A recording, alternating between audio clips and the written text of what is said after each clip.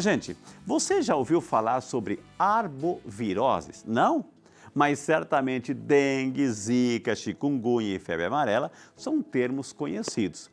Todas essas doenças, minha gente, são arboviroses, causadas pelo arbovírus, que é transmitido por insetos e aracnídeos, como é o caso do Aedes aegypti.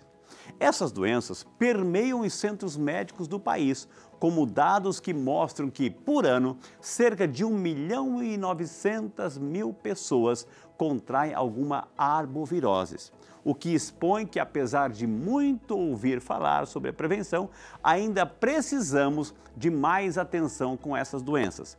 E para tratar esse assunto tão importante, principalmente para essa temporada de verão, minha gente, recebemos aqui no Saúde e Fé a nossa médica infectologista, a doutora Maria Ângela Vilela, que a gente acolhe na salinha do Saúde e Fé. Doutora, bem-vinda, que Deus abençoe. Bem-vinda, que alegria poder recebê-la, doutora. Obrigada, uma alegria por estar aqui. Doutora, arbovirose, doutora, vamos sentando. Arbovirose, é um termo comum que a gente ouve no dia a dia, arbovirose, assim, é um conjunto de doenças, né? Na verdade, arbovírus são vírus que são transmitidos por um inseto, né? Especificamente essas que estão sendo abordadas no programa hoje, elas são transmitidas pelos Aedes. Tá. O Aedes aegypti e o Aedes albopictus, principalmente o Aedes aegypti. Então, por isso que chama arbovírus. Ele não transmite de pessoa a pessoa, mas um inseto infectado pica uma pessoa, passa o vírus para aquela pessoa. Um inseto que não está infectado pica aquela pessoa, adquire o vírus, ele transmite para os ovos dele. Então, ele tem uma transmissão transovariana do vírus e, a partir daí, todos os descendentes desse mosquito vão ter o vírus. Ok, então é uma reprodução em massa aí, Sim. doutora. E é muito comum aparecer tudo isso nessa época do ano, que moro num país tropical, abençoado por Deus, então aí que a coisa se manifesta. O Aedes, ele precisa de umidade, de calor, umidade, principalmente água. Né? Ele não se replica na água, na verdade ele se replica mais ou menos a 2, 4 centímetros de uma superfície de água, qualquer que seja ela. Principalmente pequenas coleções. Então, por exemplo, uma tampinha de garrafa, uma coleção... Você não precisa de muita água. Não precisa de muita água, ele precisa da umidade. Aí, aquela umidade com o calor faz com que a larva ecloda e cai na água. E naquela água a larva vai mudar o estágio dela, se desenvolver e virar um mosquito. Ok. E aí, é por isso que essas campanhas de prevenção são fundamentais. Ou seja, estamos no verão, minha gente, assim, pleno mês, metade do mês de janeiro, novo ano começando assim, não viva esse verão com problemas de saúde. Então, acima do verifique se não tem vasinhos aí, se não tem tampinha de garrafinha, um copinho, um pneu, etc.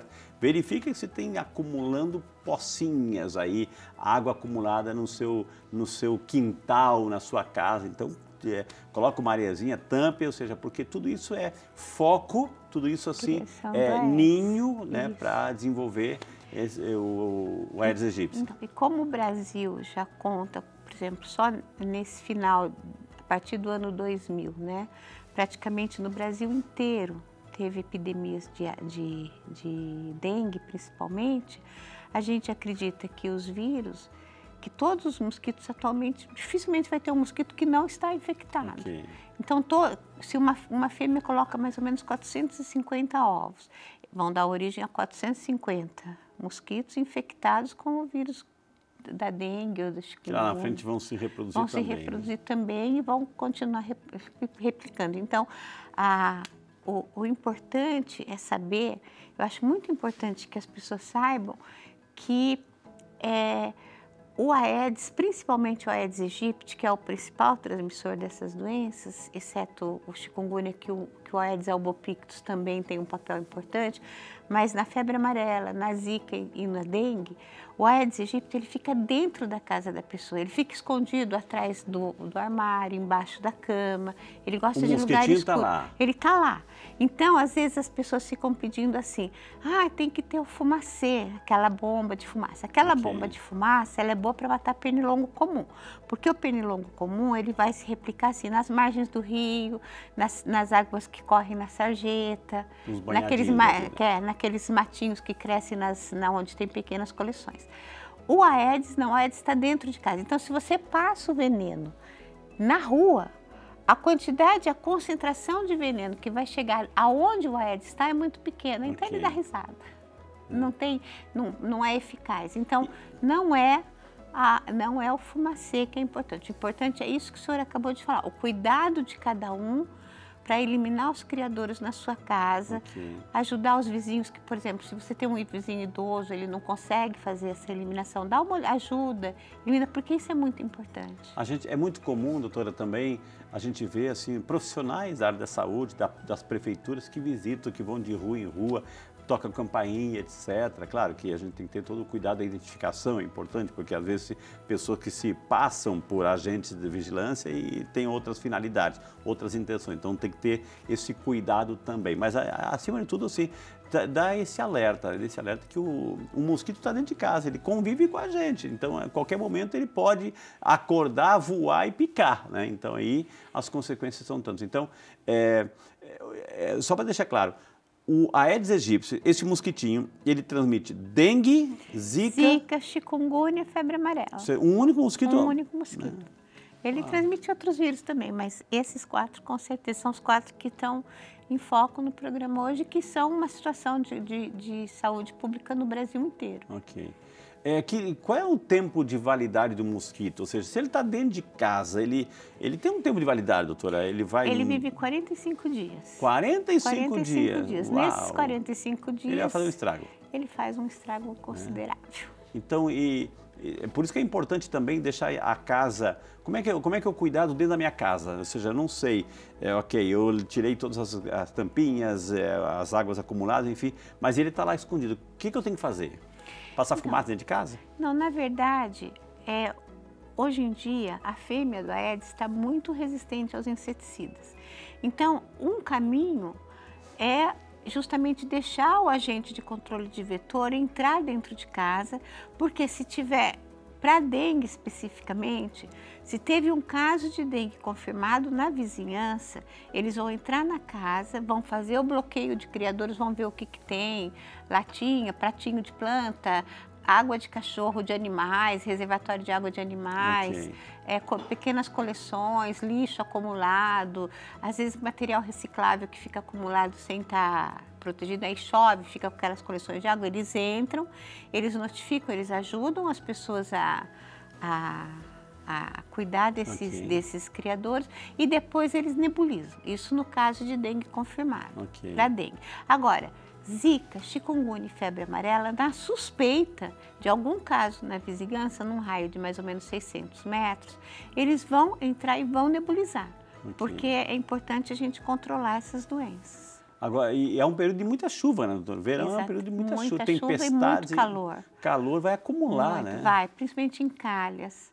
Né, olhar, se a pessoa tiver a possibilidade, ela subir na calha da casa dela, limpar, não deixar a calha ficar, porque também com a chuva vem muita folha, e a folha para e faz pequenas poças na calha. Então, limpar as calhas de água, olhar a caixa d'água, ver se a caixa d'água está convenientemente tampada. Né? Se ela tem tela, a tela não pode estar formando uma barriga, a tela tem que estar retinha na caixa d'água. Né? Então, todos esses cuidados são importantes. É uma guerra, ou seja, é uma guerra contínua e quem geralmente ganha é o mosquito. Com né? certeza. Porque ele tem a favor dele as chuvas, ele tem a favor dele a chuva. Então, a chuva, o clima. O clima, o calor, vai acumular. A nossa própria condição de vida hoje, que a gente produz muito lixo. A gente produz muito habitat para o mosquito. Né? Por exemplo, copinho de água descartável, copinho de café, tampinha de garrafas com líquido dentro que fica... Além da nossa cultura, doutora Maria, que a gente usa uma coisa em lugar de colocar fechadinha a garrafinha, tampinha no lixo, etc., joga na rua, né? Joga na rua, tampinha, etc. Isso. E aí por aí vai, né? Fonte de criadouro, né? Gente, ó, e aí eu quero dizer que nós estamos aqui no programa e você é o nosso convidado a fazer parte desse bate-papo. Se tem perguntas chegando, a gente quer encaminhar aqui a doutora Maria Ângela Vilela. Se tem alguém que conhece do assunto, gente, ela é médica e infectologista, está aqui uma autoridade no assunto. Então, por favor, vá fazendo a sua pergunta. E a diretora já me avisou que chegou pergunta. É a Camila Silva de Pindamonhangaba. Boa tarde, Camila. Deus te abençoe. Feliz ano novo para você, Camila. Que Deus abençoe, viu? Doutora, existe uma época específica para a propagação destas viroses? Pergunta a Camila, acompanhando Saúde e Fé. Camila, que é de Pindamonhangaba, a gente até muito pouco tempo atrás, até uns 5 anos atrás, a gente tinha um período que era o período de inverno, que parecia decair essa transmissão. Ok. Então a gente começava no final lá, outubro, novembro, dezembro, janeiro, fevereiro, março, abril começava a esfriar o tempo, começava a cair um pouquinho, maio, junho, julho, agosto e começava de novo em setembro. Hoje em dia, o que a gente observa, por exemplo, Pindamonhangaba é uma cidade que não diminuiu a transmissão o ano inteiro. Taubaté não diminuiu a transmissão o ano inteiro. Uau. Então o que a gente observa é que, primeiro, nós tivemos um inverno mais quente. Segundo, nós tivemos um inverno úmido. E terceiro, que parece que o mosquito está se adaptando. Tanto que é verdade Danadinho, que a gente encontra o mosquito hoje, por exemplo, em Santo Antônio do Pinhal, que é uma cidade serrana, fria. Uau, né? Agora, doutora Maria, como é que é o processo de transmissão? Ou seja, o mosquitinho, ele vai lá, eu fico imaginando a injeção, quando você tem que tomar a injeção, ele tem o biquinho dele, ele vai espetar, ele vai roubar o nosso sangue, mas ao mesmo tempo que ele rouba, ele injecta o vírus, como é que é? Sim. Na verdade, a fêmea precisa do... Quem transmite é a fêmea do Aedes. Ela precisa do sangue para amadurecer os ovos que já estão nela. Okay. Então, no que ela pica, ela transmite os vírus que estão nela com a picada. E também pega o sangue do paciente. Se ela não tem o vírus e aquele paciente tem o vírus, ela pega aquele vírus e começa a replicar dentro dela. Okay. Então, essa na verdade, é sempre o papel entre o homem e o mosquito. Agora, doutora, digamos assim, ok, ela precisa de sangue, porque o sangue é vida para os ovos dela, etc, etc. E nessa pessoa picada, ela vai transmitir o vírus, caso essa fêmea tenha. Mas, por exemplo, pode picar um gato, um cachorro, um porco, e aí eu vou lá, vou comer carne de porco, etc, carne de gado, então já comi e já estou com o vírus também, doutora? Não é assim. É um ciclo entre o mosquito e o ser humano. Tá. A gente sabe que os arbovírus, eles têm essa relação do mosquito transmissor com o ser humano, né? Então, a gente pode, com relação a alimento, não. O alimento não transmite. O que a gente orienta sempre é evitar a picada do mosquito, ou seja, evitar o criadouro do mosquito. Okay. E isso, às vezes, por exemplo, às vezes a pessoa é muito cuidadosa dentro da casa dela, mas ela sai para trabalhar, ela vai para um lugar que ali já não tem tanto cuidado. Uhum. Por exemplo, imagina uma fábrica gigantesca que tem milhões de calha, sei lá, centenas de metros de calha, né? E ali ela trabalha. Ela pode adquirir. Ou então um local, um escritório, no centro de uma cidade e aquele bairro está infestado. Okay. Ela pode adquirir também. Agora, doutora... Sempre com o mosquito picando. Agora, isso. Eu tenho. A senhora tem. Ou seja, dentro da minha casa, o aperto de mão... compartilhar alguma coisa, Não. etc. Ou eu preciso do mosquito que vá fazer? Sempre o mosquito. Então sempre tem que ter o mosquito fazer a intermediação. Não existe transmissão interhumana para nenhuma dessas arboviroses. Sempre tem o papel do mosquito. O mosquito, ele faz esse ciclo. Agora, o que pode acontecer é que, por exemplo, uma pessoa da casa adquiriu o dengue, vírus da dengue, e a casa está infestada de mosquito. Aí, esse mosquito, vamos dizer que ele não adquiriu na casa dele, levou, chegou lá, esse mosquito pica essa pessoa e pode, depois de alguns dias, picar uma outra pessoa da casa, porque ele vai estar ali, e aí é importante. Então não foi de pessoa a pessoa, é a pessoa, não, mosquito, pessoa. pessoa. Entendi. Sempre assim. Daí a importância de permitir que os agentes de controle de vetores entrem na casa. Entendi. E mais importante, acho que do que isso, antes disso até, é a própria assistência médica estar prestando atenção na situação das arboviroses da região dela, pensar em arbovírus, pensar em dengue, chikungunya, zika, febre amarela, notificar isso. Porque quando o médico notifica, o enfermeiro notifica, isso vai para a vigilância epidemiológica do município e desencadeia as ações de controle de vetor. Ok. Então, isso é muito importante. Então, esse papel também da assistência médica, da assistência de enfermagem, dos profissionais de saúde, dos agentes de saúde de família, todos no diagnóstico dessa doença e na notificação é que desencadeiam todas as outras ações. Se passar batido... Entendi. Agora, doutora, como é que a pessoa sabe, ela foi picada, né? O que começa a acontecer com ela? Ou seja, imediatamente já os sintomas vão aparecer na pessoa? Como é que é? Mais ou menos de 3 até 12 dias, até 14 dias, mas com uma média de mais ou menos 3 a 7 dias, ela pode começar a ter febre. Algumas pessoas ficam totalmente assintomáticas e essas preocupam a gente, porque elas vão transmitir sem que tenha sido feito nada. Agora, quem está sintomático vai começar a ter febre, dor articular, dor nas articulações, nas juntas do corpo, vai ter dor de cabeça, às vezes dor, por exemplo, na dengue, uma dor importante é a dor quando ele move o olho, que ele mexe o olho para um lado e para o outro, ele vai sentir dor no olho, uma dor atrás do olho, né? Que afeta os nervos. Não, ele dá um processo inflamatório mesmo nesse local. E às vezes dor abdominal alta, e aí essa dor abdominal se caminhar para vômito incoercível, a pessoa vomita, começa a desidratar, aí esse paciente ele tem que ser internado, ele tem que ir para o hospital. Não tratado pode levar a consequências trágicas. Pode. Porque é um processo hemorrágico, alguma coisa assim? Sim, porque na verdade o que acontece vou falar especificamente da dengue. Na verdade, assim, quando você é picado por uma espécie, são 4 sorotipos, o DEN1, DEN2, DEN3 e DEN4.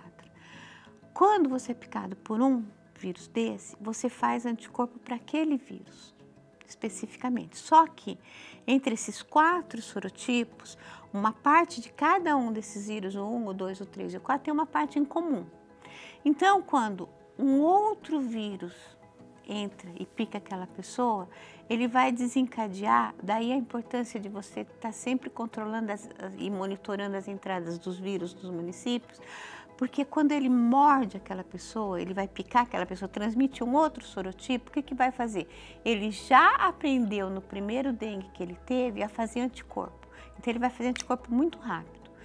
E aí ele vai fazer, quando ele faz anticorpo para esse segundo vírus, ele também chama aquele anticorpo do primeiro vírus. Esse excesso de anticorpo é que pode provocar uma resposta ruim. O que significa uma resposta ruim? Provoca umas substâncias inflamatórias no nosso corpo e essas substâncias elas vão fazer com que o vaso sanguíneo abra os poros. Quando ele abre os poros, começa a ter extravasamento. Primeiro o plasma e depois o sangue, depois a hemácia. E se a pessoa faz uso de aqueles ácido acetilsalicílico, AS, piora, aspirina? AS, aspirina, anticoagulante, tudo isso vai piorar nessa situação. Às vezes, algumas pessoas podem já na primeira dengue desenvolver dengue hemorrágica. Né? No entanto, assim, o ciclo mais comum da dengue é que na segunda dengue ele faz, quanto mais exposto ele for a vírus da dengue, mais anticorpos ele vai formar ao mesmo tempo, então ele vai formar o que a gente chama de uma tempestade inflamatória, cheio de citocinas, que são essas substâncias, e essas substâncias vão promover essa resposta ruim. Sim. Agora, doutora, a gente viveu assim um período, nos últimos 3, 4 anos, assim, o Covid, né? E a gente fomos incentivados a tomarmos as vacinas de prevenção, inclusive, assim, nessa situação toda do Covid. Para arbovírus também eu não posso, assim, já sei que aquela minha região foi infectada, já sei que o verão chegou, etc. Eu não posso me prevenir tomando vacina para que quando um mosquitinho chegar, ele já encontre uma barreira em mim? A gente já tem 2 vacinas para dengue. A Takeda, que é uma vacina japonesa, que ela previne contra os 4 sorotipos, e a da Sanofi Aventis, que também previne contra os 4 sorotipos. Nesse momento, o governo ainda não comprou essa vacina para liberação na rede pública, como ele fez, por exemplo, com o Covid. Ok. Porque a questão é que essas vacinas, parece que assim, elas protegem mais ou menos entre 60% e 70% para cada um dos sorotipos, que é um percentual bom. Um percentual bom.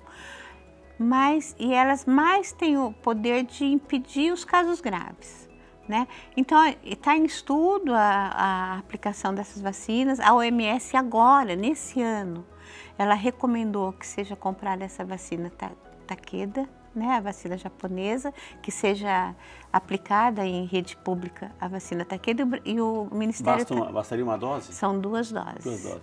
A Sanofi são 3 doses e a Takeda são 2 doses. Só que, por exemplo, elas não podem ser aplicadas em gestantes, elas não podem ser aplicadas em maiores de 60 anos, elas não podem ser aplicadas em pessoas que estão amamentando, as lactantes, não podem ser aplicadas nas pessoas com imunossupressão. Que seria... Cardiopatas, pode? Pode, aí pode, se não tiver nesse grupo, pode. Mas, por exemplo, quem toma imunossupressor, quem tem AIDS, transplante, né? Quem fez transplante, essas coisas todas, quem tem artrite reumatoide, lúpus, que faz uso daqueles imunomoduladores, não pode tomar vacina. E são exatamente esses que são os acima de 65 anos, gestante. Exato, mais vulneráveis. Né? São os mais vulneráveis à doença. Então, a vacina, ela ainda não é perfeita. É limitante. Ela ainda tem ela precisa ser melhorada. No entanto, a gente tem o Butantan retomou agora, né, a fabricação da vacina dele. A gente tem muita esperança nessa vacina brasileira, que é uma vacina nossa, que está sendo feita pelo Instituto Butantan, e vamos ver também o que vai dar. E quem sabe esse ano a gente tem a novidade, mas enquanto isso não chega, a nossa lição de casa, né? Prevenir. Hoje recebendo a doutora Maria Ângela Vilela, nossa médica infectologista, e o assunto de hoje, arbovirose. A gente está falando de dengue, zika, chikungunya, febre amarela, tudo isso faz parte desse arbovírus, transmitido aí, como a gente viu, aracnídeos, carpatos, enfim, aranhas, tudo mais assim. E os mosquitos, né? Os mosquitos que são os famosos aí. E a gente terminou o bloco passado, a doutora falou um pouquinho sobre a dengue, né? As características de uma dengue, o que acontece no corpo quando a pessoa é infectada pelo Aedes aegypti, que é o mosquito da dengue. Mas o mesmo mosquito da dengue também leva outro vírus, a chikungunya, a febre amarela, enfim, o zika vírus. Como é que eu consigo diferenciar, doutora? Assim, vamos falar um pouquinho do, sei lá, o Zika, né? Ou seja, dengue e Zika. A senhora falou que dengue, articulação, fundo do olho, enfim. E a Zika? Então, Zika, ele é um pouco mais leve nos sintomas. Ele dá um pouquinho de hiperemia ocular, de conjuntiva. Ele dá um exantema.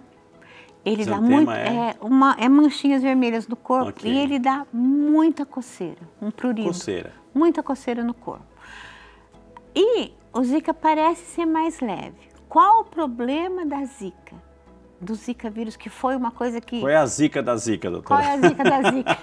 Então, o problema do Zika vírus, que foi uma coisa que foi descoberta aqui no Brasil, porque até então o Zika vírus era um vírus que ele estava dando em locais isolados, assim, algumas ilhas da Polinésia, alguns países africanos, né? E quando, depois da Copa do Mundo, nós tivemos um surto de Zika no Brasil. Que todo mundo viajou para todo mundo. Todo mundo viajou para todo mundo, e veio gente de todo mundo, né? Então, chegou aqui.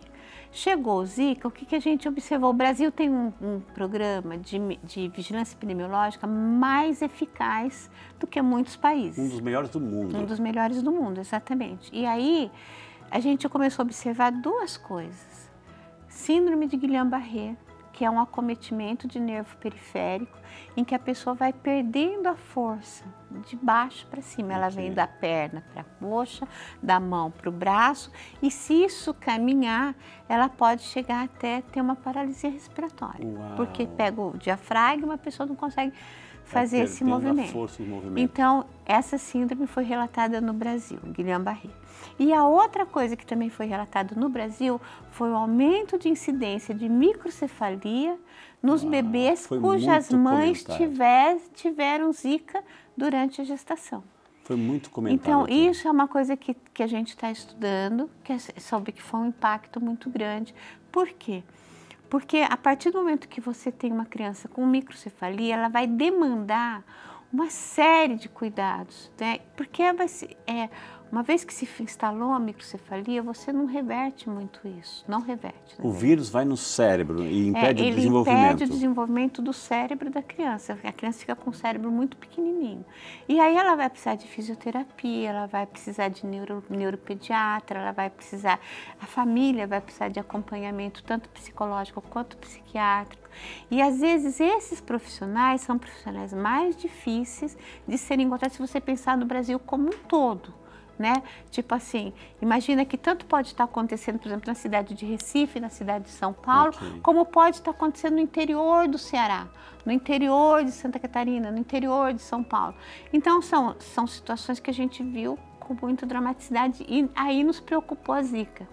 E esse foi um alerta que o Brasil deu para o mundo.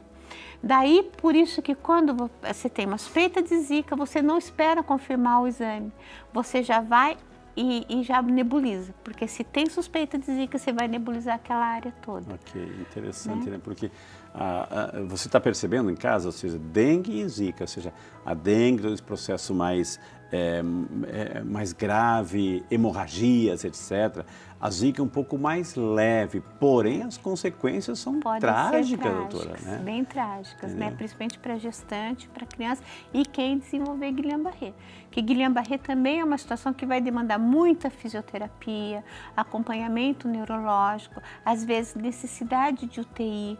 E são exatamente as coisas que quando você pensa em saúde pública, são o nosso calcanharzinho de Aquiles. Vaga de UTI, neurologista à disposição pela necessidade que for intercalada. Então, tudo isso, quando eu penso nessas doenças, e eu acho que todo mundo pensa assim, a gente tem que pensar não só nas grandes capitais que têm todo o recurso, mas tem que pensar que isso pode estar acontecendo numa cidadezinha pequenininha que não tem praticamente recurso nenhum. Uma pessoa, doutora, assim, uma gestante com dengue, por exemplo, assim, ela vai passar para a criança, enquanto está gestando, vai passar para a criança o vírus? Se ela está amamentando, ela vai passar para o leite da criança? Na verdade, a dengue, a gente tem preocupação com no início da gestação ou no finalzinho da gestação, mas não parece ser um quadro muito grave. Tá? Que é diferente da Zika. É diferente da Zika. Agora, por exemplo, chikungunya já é uma outra situação. Chikungunya também é transmitido pelo Aedes. Ele vai aí pelos dois Aedes, tanto a Aedes albopictus quanto a Aedes aegypti. Ambos fêmeas? Pelas fêmeas, sempre a fêmea que transmite, porque ela pica para pegar o sangue e ela joga o vírus dentro da pessoa. Então aí, por exemplo, o chikungunya, ele já vai dar um quadro que ele transmite no período periparto. E aí a criança pode nascer com uma encefalite e um fenômeno hemorrágico e até ir a óbito. Então, você vê que não são vírus são bonzinhos assim, são vírus complicados. Então a gente tem muito mais preocupação agora com a entrada do chikungunya no Brasil, né? Que a gente sabe que o Brasil tem vários estados já com epidemias de chikungunya. No Vale do Paraíba, a chikungunya chegou, já começou a chegar. Então a gente tem que ter todo um cuidado exatamente com isso. Com a gestante no final de gestação para não adquirir o chikungunya e acompanhar, e a chikungunya ainda tem uma coisa, até não sei se eu atropelei o senhor. Não, por favor. Ela dá muita dor articular, tanto que chikungunya significa aquele que anda encurvado, porque o paciente chega no consultório, ele chega no médico, ele chega encurvado pela dor. Ele tem muita dor articular e dor muscular, mas principalmente dor articular. E o chikungunya, ele vai com uma febre muito alta e já começa a dor é instantânea, muito alta. E a questão que tem é que daí é o tipo de abordagem que você vai ter com esse paciente, porque ele vai ter que tratar essa dor. E chikungunya tem uma questão, dengue é assim, no 6º dia ele se resolve, ou ele cura ou ele piora. Zika, ele vai fazer aquele curso de 3, 4 dias. Se a pessoa não for gestante, teoricamente vai sair bem disso, a não ser que desenvolva Guillain-Barré. Agora, chikungunya não. A fase aguda dura mais ou menos 14 dias, ou um pouquinho mais. Depois ele tem uma fase... Mais do que Covid. Mais do que Covid. Fica uma fase subaguda que pode durar até 3 meses. E depois ele pode cronificar, até 40% das pessoas podem cronificar, e aí vai ficar até 2, 3, 4 anos, às vezes incapacitado para o resto da vida. Fragiliza o sistema imunológico total, né, doutora? Fragiliza a pessoa. Exato. Porque, veja bem, se você tiver pensa numa pessoa com dor, por exemplo, com uma cefaleia, com uma dor de cabeça. Aquilo já, a pessoa às vezes tem que ficar deitada no quarto escuro, ficar quieta, tomar um remédio e esperar passar. Agora, imagina uma pessoa que para ela pisar no chão, ela sente como se estivesse enfiando uma faca no tornozelo dela, nos dedos dela, Tudo dói. no tornozelo. Se ela vai pegar um copo, a mão dói. E isso é contínuo, sem parar, contínuo. Então a pessoa começa a ficar depressiva. Essa questão da dor contínua, ela pode levar a algumas alterações de articulações, de ligamento. Incapacita a pessoa, ela tem que se isolar do faz trabalho. tenossinovite, vai ficar, Afastado. não vai conseguir trabalhar. Então, assim, tudo isso é o dano do chikungunya. Uma pessoa infectada com um desses três, a gente não foi na febre amarela ainda, um desses três, doutora, assim, precisa desse mosquitinho específico ou um mosquitinho comum? Não, esses mosquitos. Um mesmo mosquitinho, eu vi que é o Aedes aegypti, é o vilão da história, ele né? transmite tudo. Ele pode ter os 4 ao mesmo tempo e numa tacada só jogar um pouquinho de dengue, um pouquinho de zika, um pouquinho de chikungunya? A gente ainda não viu pessoas com o mosquito pode ter os 4 vírus, mas a gente ainda não viu uma pessoa ao mesmo tempo ela ter, por exemplo, chikungunya e dengue. Ou se viu, passou batido, pegou um só, não sei. Okay. Mas estou dizendo assim que a gente não tem esse relato. Parece que um passa mais e tem prioridade naquele momento, né? Então a gente tem que pensar nessa questão. Mas é muito complicado, porque, por exemplo, chikungunya é uma doença que particularmente está me preocupando muito pela entrada agora no Cone Leste Paulista, o estado de São Paulo inteiro com surto, vários estados do Brasil com surto de chikungunya muito importante, pela possibilidade de cronificação.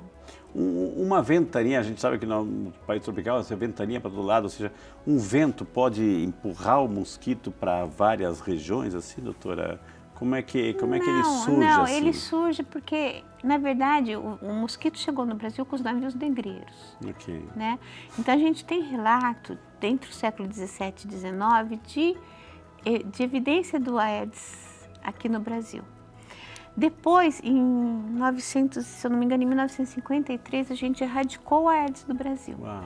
E um papel importante foi o Oswaldo Cruz, porque ele era ministro da Saúde no começo do século e o Rio de Janeiro estava com surto de febre amarela causada pelo Aedes aegypti. Também. E ele fez todo um processo, ele foi bastante invasivo, inclusive, coisa que hoje a gente não consegue fazer, mas ele foi, e ele conseguiu controlar a febre amarela no Rio de Janeiro na medida em que ele tirou todos os criadores. Ele entrava com o exército na casa, tirava todos os criadores, queimava ali na rua e pronto. Então até saiu muita charge no jornal, mas ele conseguiu. Naquela época não tinha vacina. Okay. Nós estamos falando do comecinho. Então tinham que ser tempos difíceis, medidas radicais, exatamente, né?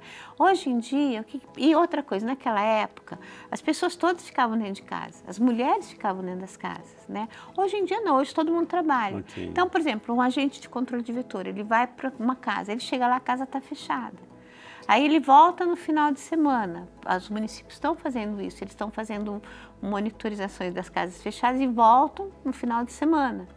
Chega lá, a pessoa não deixa entrar na casa. Se não deixa entrar na casa, a gente não pode forçar ninguém a entrar na casa. Até mesmo os perigos que eu disse no início, né? Porque pode ser gente infiltrada ou disfarçada, né? Exatamente. A gente sabe disso, né? Pede para que tenha uniforme, a gente orienta direitinho, eles se apresentam. Mas assim, na verdade, a gente sabe que as pessoas acabam não querendo entrar. E não é nem por medo de gente infiltrada, não. Má intenção. Eles não querem porque eles falam assim, mas você já passou aqui a semana passada, você já passou aqui o mês passado, você já passou o ano passado. Não quer reconhecer a culpa. Não, a culpa e entender que é um mosquito, que a cada 45 dias ele está formando um novo ciclo, colocando tudo de novo.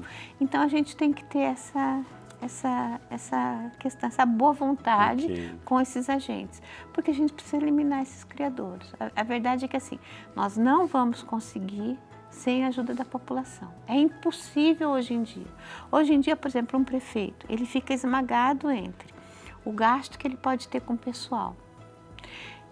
Esse pessoal, que é uma porcentagem do orçamento dele, esse pessoal, ele tem que dividir entre as várias áreas, saúde, educação, obras, né? Todas essas coisas que a prefeitura cuida.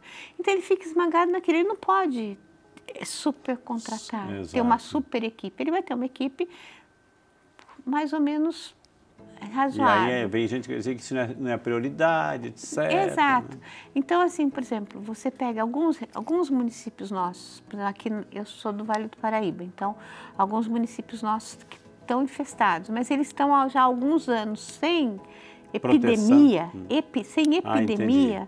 O que acontece? Esses funcionários são desviados para outras áreas mais importantes, naquele momento, para aquele município. Se entra o vírus ali, está totalmente desarticulado todo esse trabalho. Ô, doutora, por exemplo, a pessoa foi infectada, mas ela já tem alguma doença associada, por exemplo, um câncer, ela é cardiopata, ela precisa desses imunossupressores, ela toma o AS porque é uma questão do tratamento dela. E daí? Ou seja, o vírus que entra já num corpo já que está em tratamento. A chance são os grupos de risco. A chance dessas pessoas terem uma doença mais grave, qualquer uma dessas, é muito maior do que uma pessoa absolutamente saudável. Então, por exemplo, vou dar só um exemplo. Uma pessoa que tem fibromialgia, ela pega chikungunya. Se a dor de uma pessoa normal seria entre 0 a 10, a pessoa diria que a dor dela seria de 6 a 7, uma pessoa que tem fibromialgia vai necessariamente dizer que a dor é 10, porque vai esse processo inflamatório potencializa o outro. A dor aquele processo inflamatório que já causa dor, potencializa a resposta inflamatória do chikungunya e o chikungunya potencializa a resposta inflamatória da fibromialgia. Que pode ser com dengue ou zika? Qualquer um deles. Por exemplo, pensa numa pessoa que tem dengue. E aí ela já é um cardiopata e ela já tem uma insuficiência cardíaca.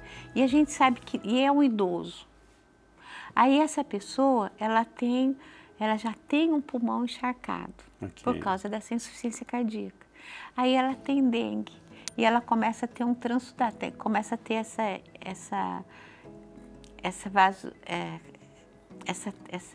liberação de plasma. Ela vai ter um quadro muito mais grave do que uma pessoa que não tem. Uma pessoa que teve infarto, colocou 2 stents, ou seja, tem que tomar remédio a vida toda, etc, etc. Não pode ter, ou seja, tem que ter um cuidado. Tudo isso... Estou falando de mim. Não, então, tudo isso... Eu não quero esse vírus perto de mim, não quero mosquito perto de mim. Não quero mosquito perto de mim. Tudo isso quando você, por exemplo, o senhor já teve infarto. Então, toma medicação, toma clopidogrel, que é antiagregante, ou AS, tá. Se tiver sintoma de dengue, tem que avaliar, tem que ser feito hemogramas com mais frequência, tem que ser avaliado com mais... Não pode assim simplesmente, não, você vai para casa. Não, o senhor já não é uma pessoa que é um paciente com dengue comum. Não sou normal já. Não, o senhor já é, na triagem, o senhor já é azul. Pelo menos azul, entendeu? Então a gente tem todo um escalonamento de atendimento, mas essas coisas são situações que a gente tem que ver. Então o médico precisa estar atento, o paciente precisa estar atento, mas principalmente o médico, a assistência médica tem que estar atenta, porque não dá para generalizar.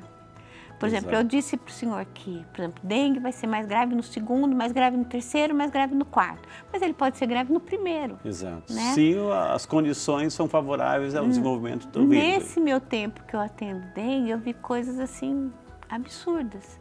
Por exemplo, tem paciente que ela está menstruada na época da dengue.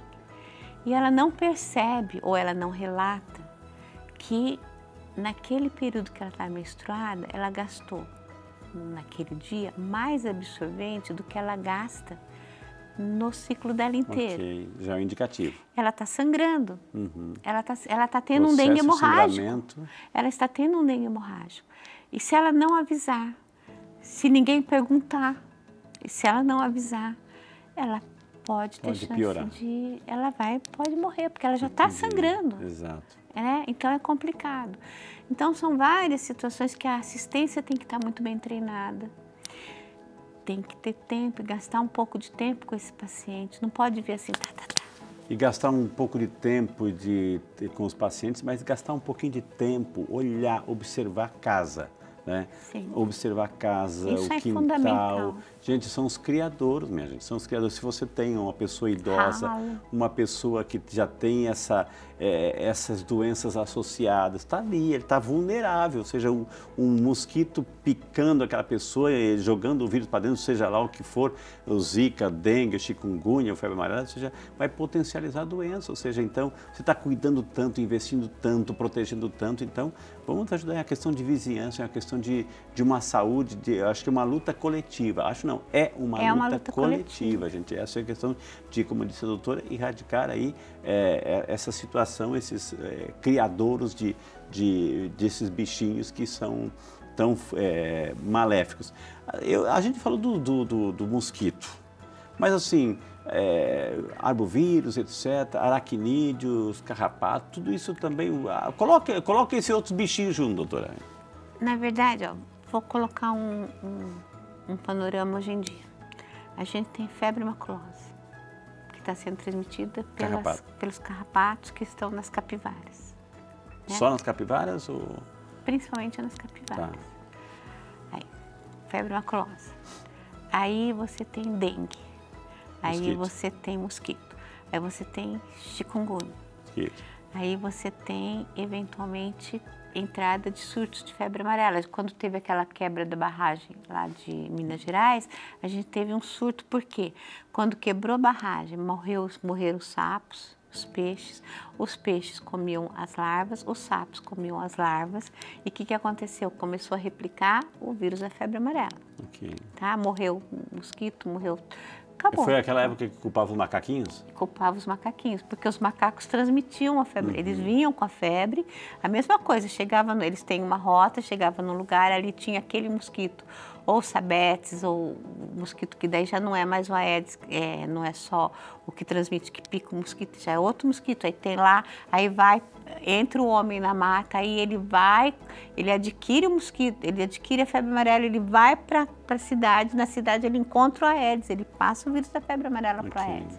Então fica uma situação complicada. Então, assim, sempre tem que ter muito esse cuidado, né? Porque sempre... Aí, então vamos lá, de novo. Então vamos lá, febre maculosa, dengue, zika, chikungunya, eventualmente febre amarela. Aí a gente pensa em Covid, nas influenças são 7.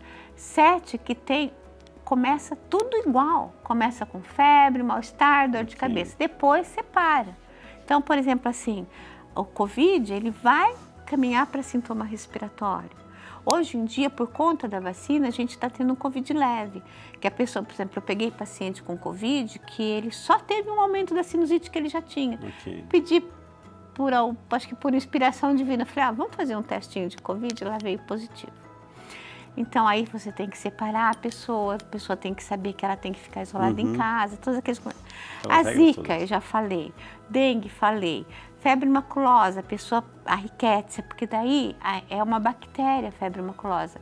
O carrapato pica a pessoa, tem que ficar um tempo picando. Aí naquele local que picou, começa a replicar a rickettsia, que já é uma bactéria, né? Começa a replicar e aí vai fazer um quadro parecendo uma meningoxemia. Se não pegar no começo, morre. Entendeu? Então a gente tem que pensar muito nisso. Uau. É grave, são coisas graves. Então a gente tem que estar muito atento com sintomas.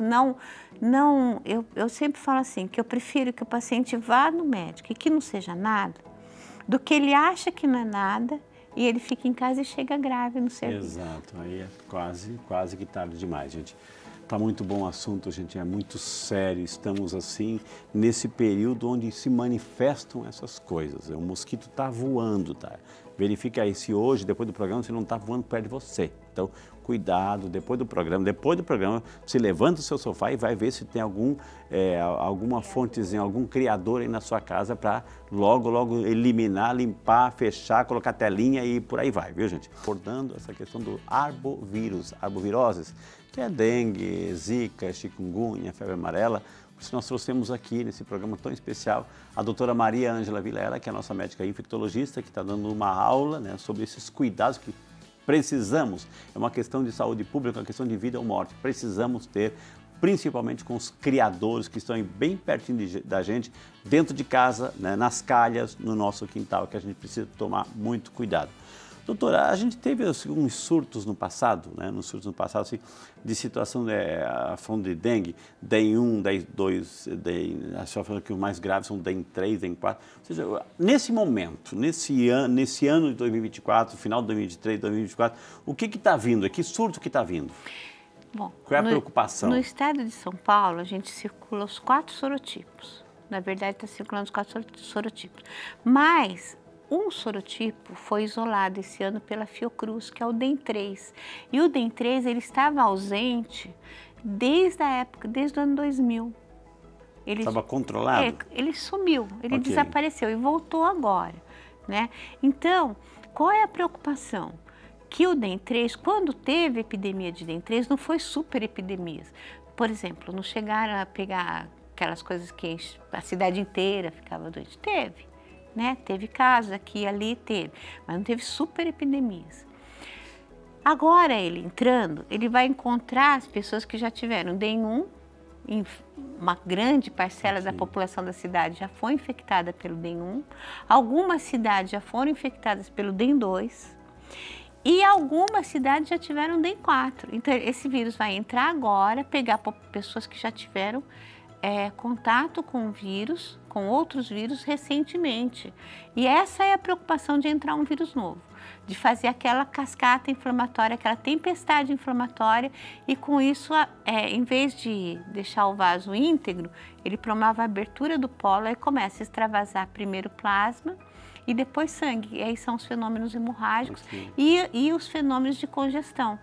Mas, doutora, assim, aquela lógica, aquele princípio, assim, eu já tive a primeira vez, eu reagi, meu organismo criou os anticorpos, etc., então eu estou relativamente protegido. Isso não acontece com a dengue? Não com a dengue. Oh, meu Deus. Não, né? Com a dengue. Né, gente, infelizmente, a dengue tem essa questão que eu expliquei no começo, que como são 4 tipos de vírus, os 4 tipos têm um núcleo comum e um núcleo diferente. Quando um outro vírus entra naquele local, ele vai fazer a resposta inflamatória dele, específica, só que o organismo faz muito rápido. É diferente da primeira vez que a pessoa tem dengue. Ela vai levar um tempo para fazer essa resposta inflamatória. No segundo dengue, ela faz assim, ó, no instantinho, faz. Só que quando ela faz, que ele entra em segundo dengue, ele também chama aquele anticorpo dos dengues anteriores, dos outros vírus que ele teve. Quanto mais vírus ele teve, mais vai chamar. Mais anticorpo ele vai ter, mais vai ter essa quantidade absurda de citocina circulando ao mesmo tempo e de anticorpos circulando ao mesmo tempo. E aí é que começa essa resposta ruim. Aí tem mais chance de ter extravasamento de plasma ou de sangue, de hemorragias. Como que a gente vê que o paciente está extravasando? Primeiro, ele começa a ter sintoma, ele começa a ficar mais grave.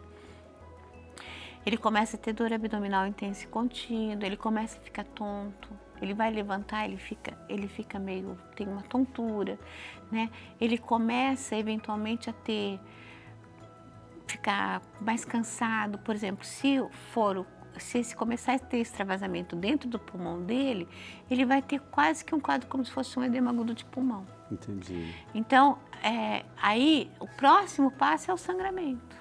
E como é que a gente vê? Por isso que é importante o médico estar atento e pensar, porque ele vai ter que colher um hemograma desse paciente. Ele vai ver como é que está o hematócrito, que é uma parte do hemograma do paciente. É essa voz que ele vai se ater? Ele vai ter que olhar o hematócrito e não a plaqueta, ele tem que olhar o hematócrito. Aí o hematócrito estanjo alto é sinal que esse paciente está... O que está acontecendo com esse paciente? Está saindo plasma do vaso dele e está ficando muita hemácia dentro do vaso. Então, ele está hemoconcentrando, ele está tendo alta concentração de hemácia dentro do vaso. Então, ele precisa ser hidratado rapidamente, tem que ser reavaliado depois da hidratação. Se precisar hidratar mais, se precisar se reavaliar mais. Quando a senhora fala hidratar, não é só tomar água, tem, não, é um medicamento, é soro. Não, é soro mesmo, numa específico. Quantidade muito grande de soro. Ele vai tomar 60 ml por quilo em 2 horas. Ok. É muito. Um bebezinho, doutora, assim, puxa, lá está o vírus, o mosquitinho voando para lá e picou, levou uma criança recém-nascida, doutor. E aí, até a sua carinha já disse tudo, doutora. Assim, e aí? Então, tem que observar essa criança. A criança, às vezes, o recém-nascido não vai fazer febre, ele vai recusar mamada, ele vai ficar prostradinho, o choro dele vai ficar mais fraco. Esses sinais a mãe tem que estar muito atenta para levar esse menino no médico. E falar, urgente, e falar que está tendo dengue naquele bairro. E o médico tem que pensar. Porque se não pensar, ele vai, não é nada, vai dar uma gotinha de Novalgina e vai para casa. Não é assim que vai tratar. Por isso os mosquiteiros, gente, assim, a proteger a criança total, né, o tempo todo. É isso que é fundamental, porque... Por isso que a gente volta no começo. Então, é importante eliminar criadouro, porque ele pode estar aqui embaixo dessa mesa. Por exemplo, estou dando um exemplo. Ele não vai ficar voando aqui, ele está escondidinho. Aí de manhã, porque ele pica, é um inseto que pica durante o dia. O pernilongo pica mais durante a noite. Ele pica durante o dia. Então, é um inseto que ele vai picar de manhã cedo, que ele vai sair para fazer o repasto, que a gente chama. Né? O repasto de sangue para ela poder viabilizar os ovos que ela tem dentro dela. Muita gente, assim, nessa onda de calor, doutor, usa ar-condicionado e ventiladores. O ventilador, assim, perto, ele tem... claro, vai refrescar, mas ele tem essa capacidade de enxotar o mosquito? Acho muito que pouco. Não, muito pouco. Se ele está lá guardadinho lá embaixo, ele está esperando. Protegido, a hora que você desligar, eu te pego. Né? Atrás do guarda-roupa. A gente vai ligar o ventilador à noite, né? Aí de dia ele ficou escondidinho, ele vai picar. Uma palavrinha sobre a febre amarela. Né, assim, quais são os sintomas de uma febre amarela, doutor? A febre amarela, ela é uma doença também transmitida pelo Aedes aegypti. Ela é transmitida pelo vírus da febre amarela e ela é uma doença bifásica. Ela chega, a pessoa é picada, 3, 4 dias, 5 dias, ela começa também dor de cabeça, mal-estar, astenia, às vezes náusea, vômito, febre e passa. Fica um dia e meio sem nada, aí ela volta. Quando ela volta, se ela volta, aí ela já comete o fígado, a pessoa fica ictérica, por isso que chama febre amarela, e já pode ter manifestação hemorrágica muito grave, aí ela já vai muito grave, né? Aí a pessoa tem que ter todo um aparato, todo um acompanhamento médico, com recurso, porque ela vai precisar tomar plasma, ela vai precisar, às vezes, fazer plasmaferese, ela vai precisar de vários recursos, e é um quadro muito grave, porque pode levar à falência hepática maciça e a pessoa morre sangrando. Então, qual é a vantagem? A única vantagem que eu vejo da febre amarela, gente, tem vacina. Sabe, a vacina é dada de graça. Não é só quando você vai viajar num país, assim. Não, a gente vacina. tinha muito disso, né? Não, eu já tomei, particularmente, eu sou de uma época assim, que acho que eu já tomei umas 4 doses de vacina de febre amarela, porque era daquela época que a gente ia para Brasília, exato. O ônibus parava no meio do caminho, entrava alguém e vacinava todo mundo lá. Não queria nem saber se você já tinha vacinado, já vacinava todo mundo. Você ia para... Se eu não tenho certeza, eu posso receber a vacina de novo? Posso? Se eu não tenho certeza que eu fui. Pode. É melhor que você receba mais uma dose. Porque assim, no Brasil, antigamente não tinha muitas coisas. Como eu estou te falando, eu sou velha, eu tenho 66 anos, então eu já passei por essa fase. Mesmo, Luciana. Mas aí, depois, ficou complicado que o Brasil teria uma dose e 10 anos depois você tomaria a segunda dose. E hoje em dia, o Brasil segue a Organização Mundial de Saúde. Uma dose. A pessoa tomou uma dose, teoricamente ela está imunizada para o resto da vida para a febre amarela. Mas tem pessoas, eu conheço uma senhora que ela deve ter tomado umas Porque ela viajava, parava o ônibus, tomava. Ia para outro lugar, parava e tomava. Ia para outro lugar, parava e tomava. Então, assim... O organismo não reage com uma superdose assim? Não. Absorve bem? A gente não tem. Mas a orientação é que hoje você faça uma dose. Ok. Quem tomou uma dose da vacina, dose plena que a gente fala. Tá. Porque na época que teve a febre amarela, eles deram aquela meia dose, que era uma tentativa de... Foi dado para praticamente todo mundo com uma tentativa de acordar quem já tivesse sido imunizado. Ok. Então, hoje em dia, por exemplo, a Organização Mundial de Saúde não reconhece essa meia dose. Então, ele quer que tenha uma dose inteira. E os países que exigem a entrada da febre amarela, eles querem que você tenha o certificado internacional de vacina de febre amarela. Doutora, o fato assim... Falando das vacinas, o que tem, o que não tem, até mesmo para quem está chegando agora, o que tem, o que não tem em relação assim para a proteção de dengue, de zika, de chikungunya e de febre amarela? Zika e chikungunya não tem nada de vacina. A dengue, como eu te falei, nós temos 2 vacinas que o governo está estudando. A japonesa, Takeda e a Sanofi Aventis, né? São essas 2 vacinas que são novas, mas o governo está estudando a implantação dessa na população toda. E para a febre amarela, a gente tem uma vacina que é produzida no Brasil, antiga, muito boa, eficaz, segura. Como é que a gente pode saber que essa evolução dessas negociações da Takeda, né? Tem onde a gente pode, né, entendeu? Como cobrar das autoridades? Como é que é? Eu acho que acredito que tem alguma informação no site do Ministério, que eles estão estudando isso. Né? Porque toda vez que você vai fazer, tem uma questão delicada. O Brasil, quando ele compra vacina, quando a gente tem um programa nacional de imunização que ele é reconhecido no mundo inteiro. O Brasil é muito eficaz na imunização. A gente consegue vacinar 80 milhões de pessoas em um dia. Assim, vai de carro, vai de avião, vai de trem, vai de ônibus, vai de navio, vai de barco, mas vai. Mas chega. Chega. Então, eles conseguem, assim, existe toda uma rede desse PNI que ele chega até no meio da floresta amazônica, ele consegue vacinar todas as pessoas de população ribeirinha. Então, é um programa muito bonito. Então, quando ele pensa em vacina, ele já pensa... Ele não vai fazer nessa, não. Ele vai pensar assim, eu vou comprar a vacina para aplicar em toda a população suscetível. Né? Tem que ter toda uma logística. Então, como isso foi liberado agora, porque também, por ser uma política de saúde pública, ele tem que ter uma liberação de um órgão oficial. No caso, a Organização Mundial de Saúde recomendou a vacina Takeda agora. Foi um mês retrasado. Tem algum país que já está usando isso, doutor? Além do Japão, imagino? Acho que aqui no Brasil já tem essa vacina sendo aplicada em clínicas particulares. Ok. Então já chegou aqui. Já tem. Né? É que não tem para a população em geral. Porque aí vai ter toda uma logística que eles têm que fazer para essa vacina. E agora a gente está na segunda dose da bivalente de Covid, que está entrando de novo. Existe, doutora, assim... além do Brasil, essa questão dos surtos, assim, um outro país próximo a nós, assim, que tem, de repente, assim, se ouve falar, por exemplo, a Venezuela, Paraguai, Bolívia, os países fronteiriços, assim, Todos eles têm. A maioria, acho que a Argentina e o Chile que não, mas até na Argentina eu vi surto de dengue. Agora, nesses países, por exemplo, as Guianas, Suriname, Venezuela... Colômbia, todos eles têm, América Central, todos eles têm. Por uma questão, mesma coisa, quente, né? Quente, úmido e com uma possibilidade grande de criadura.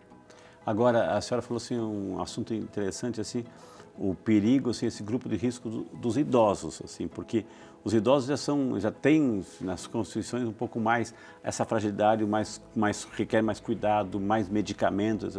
Então, para esse grupo de riscos, o cuidado tem que ser bem grande.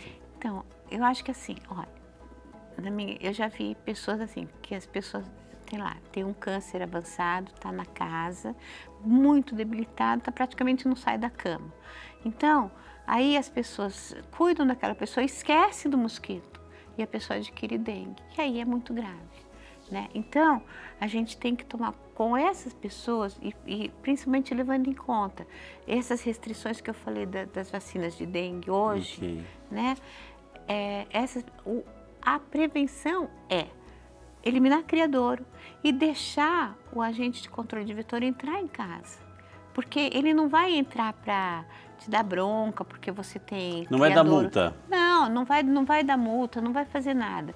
Ele vai orientar o que precisa ser feito e às vezes ele até ajuda, né?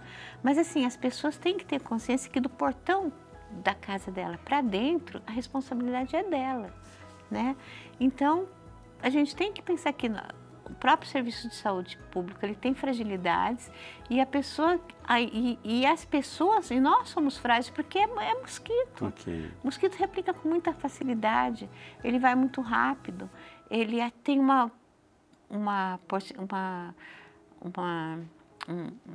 expansão muito rápida. Um leque muito grande, né? Muito grande. Agora, doutora, e esses caminhões aí que passam pelas ruas, assim, soltando essa fumacê, essas fumaças aí, a gente pode... Porque o que acontece que eu já ouvi, passou o caminhão, tem dengue por aqui, né? Passou o caminhão na rua é porque tem dengue na região. Ou seja, é isso? O significado é esse? Não. O conceito é esse? Não. Esses que são os fumacês, eles são para pernilongo, eles não adiantam, ao contrário, por eles chegarem numa concentração muito baixa, aonde o mosquito está, dentro da casa, na verdade, eles transformam a fêmea em resistente àquele veneno. Então, hoje em dia, por exemplo, tem poucos venenos para a gente tratar a fêmea do Aedes. Esses inseticidas comuns que a gente usa em casa, ela não mata a fêmea do Aedes. Então, tem que deixar o agente de controle de vetor entrar. Então, acho importante isso. A outra coisa é lembrar que o fumacê não é para dengue. Isso é importante. Às vezes, um vereador, a população chega lá, vai falar com o vereador, aí o vereador chega no prefeito, olha, precisa colocar o fumacê. Não, para dengue não. Para dengue, para chikungunya, para zika, para febre amarela, não. Pode se tiver muito pernilongo. Entendi. Eu cresci, na minha cidade passava esse caminhão. Agora, tem um veículo que chama veículo de ultrapressão, que ele passa na rua e ele joga fumaça em alta pressão e essa fumaça entra dentro da casa. Mas não é o mesmo inseticida que usa naqueles caminhões de fumaça comum. É o inseticida da dengue que vai bater. Então, se eu não me engano, acho que a gente tem um veículo desse no município de Taubaté, aqui, por exemplo, no Vale do Paraíba. Tem um veículo desse, que às vezes empresta, por exemplo, vai para Pinda, usa em Pinda. Por exemplo, você pega um ferro velho, cheio de criadouro, né? Então, vai lá, o agente de controle entra lá, ele joga um larvicida naquelas coleções de água, mas aí ele entra com essa bomba de alta pressão para matar. Tá, mas doutora, assim, a senhora falou assim, a importância de deixar entrar na casa os agentes dos vetores, assim. Então, eles sabem o que tem que fazer. Eles trazem consigo, essa é a pergunta, né, para encerrar. Eles trazem consigo um veneninho lá, um sprayzinho para matar? Eles trazem a bomba. A bomba. A bomba que tem o veneno. Não tem já essa bomba popular que cada uma pessoa pode comprar e ter em casa? Não, justamente para evitar, por conta dessa adaptação. O veneno não é tóxico, o veneno da dengue, mas pela adaptação da fêmea do Aedes, porque assim, são bombas costais, que a gente fala, que eles carregam como se fosse uma mochila, eles têm que saber calibrar o bico da bomba, calibrar a quantidade de veneno que está ali, aonde que vai aplicar, entendeu? Então tem que ser o profissional que é treinado. Não pode ser nem qualquer pessoa. Dentre as pessoas que fazem esse serviço, são pessoas que são treinadas. Antigamente a gente tinha a SUSEM, né? A SUSEM foi extinta, mas assim, esses profissionais que já trabalhavam com eles treinam essas pessoas, dão treinamento para aprender a lidar com essas máquinas. Gente, quantas informações valiosíssimas, olha que programa maravilhoso, um alerta geral. Gente, o maior recado está... Minha responsabilidade, a sua responsabilidade, os nossos vizinhos, a nossa cidade, nosso bairro, nossa rua, verificar os criadores. É um alerta, não custa nada, não custa nada. É o meu compromisso, o seu compromisso. Então vamos assim, a partir de agora, terminando esse programa, saia do seu sofá e comece a analisar a tua casa, ver se tem alguma fonte de criador. Tem alguma aguinha acumulada? Joga fora, coloca areia junto no vasinho de flor, bonitinho, mas tira tudo isso assim, para você não ser responsável amanhã depois, assim, mas assim, o teu vizinho pegou. Seu vizinho está doente, está lá acamado, está em tratamento, ou seja, e aconteceu uma fatalidade. Mas não foi culpa minha, ou seja, será? Se a gente não fez a nossa parte, todos somos culpados. Assim como todos podemos ser heróis nessa luta que é de todos, viu?